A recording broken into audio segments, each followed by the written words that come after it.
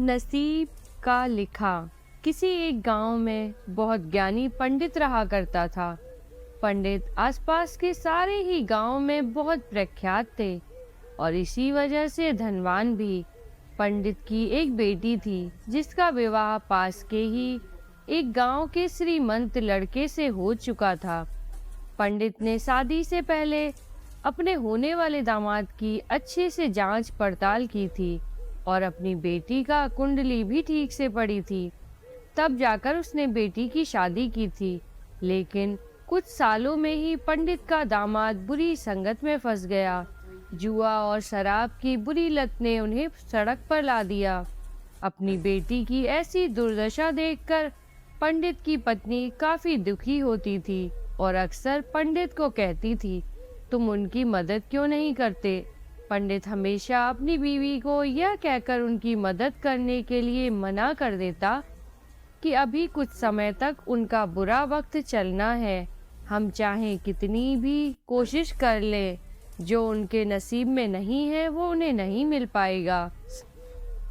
पंडित की ऐसी बातों से उसकी पत्नी बहुत दुखी हो जाया करती थी और मन ही मन सोचती थी कि कैसा स्वार्थी पिता है, अपनी बेटी को इतने कष्टों में देखकर भी उसकी मदद करने के लिए मना करता है। आखिर भगवान ने जो इतना सारा धन धान्य दिया है उसका क्या करेंगे? हमें कोई और औलाद भी तो है नहीं, दे लेकर बस एक यही बेटी है, उसके लिए भी कुछ नहीं करेंगे तो किसके लिए करेंगे? पंडित ऐसा नहीं सोचता था।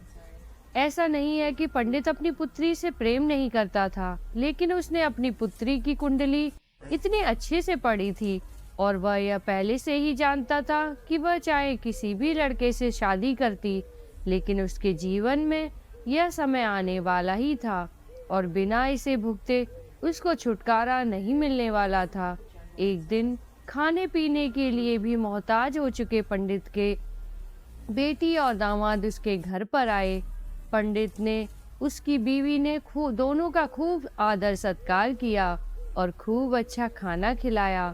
बेटी और दामाद की पंडित से सहायता मांगने की हिम्मत ना हुई, इसलिए वह बिना बोले ही वापस अपने घर को लौटने लगे। लेकिन माँ तो माँ होती है, पंडिताइन से रहा नहीं गया और बिना पंडित की इजाजत के उसने चोरी छुपे बूंदी के लड्डू बनाकर उसमें सोने के सिक्के रख दिए और बेटी और दामाद को दे दिए ताकि बेटी और दामाद की कुछ आर्थिक सहायता हो सके।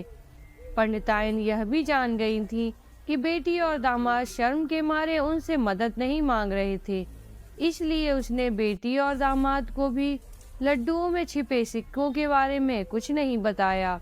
जाहिर सी बात है कि जब वो लोग घर पर जाकर लड्डू खाएंगे तो उन्हें उसमें सोने के सिक्के मिल जाएंगे।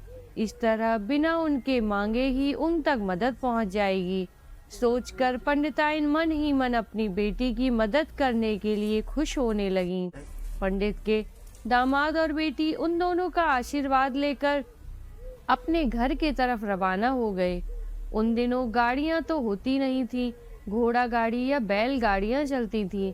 पैसे ना होते तो और चीजों की लेन देन से भी व्यापार होता था।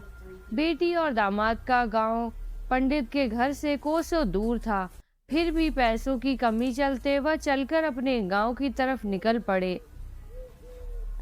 थोड़ी दूर ही चले थे कि पंडित की बेटी के पैर में मोच आ गई और अब उसको चलना भी मुश्किल हो गया। पंडित के दामाद ने जब देखा कि उसकी बीवी अब चलने में भी सक्षम नहीं है, तो उसने एक टांगा अपने घर तक किराए कर लिया।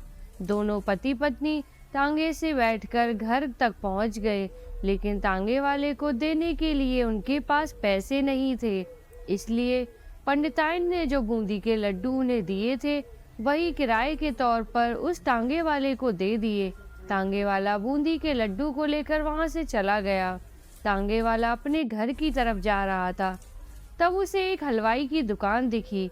उसने सोचा कि थोड़े से बूंदी के लड्डुओं से मेरे घर के लोगों का पेट थोड़ी भरने वाला है।